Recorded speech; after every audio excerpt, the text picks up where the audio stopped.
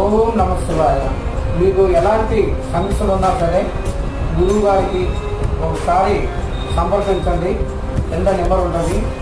కుటుంబ సమస్యలైనా సరే, వ్యవసాయ ఫలితాలైనా సరే, భూమి విధాలైనా సరే, అన్నదమ్ముల పరిచయాలు సరే, లవ్ ప్రాబ్లం సరే, లవ్ ప్రాబ్లం ఇడిపోయి పెళ్ళి ఇడిపోయిన వాళ్ళు కూడా పూజ ద్వారాగా కలిపి వశీకరణ చేసి కలుపుతాము.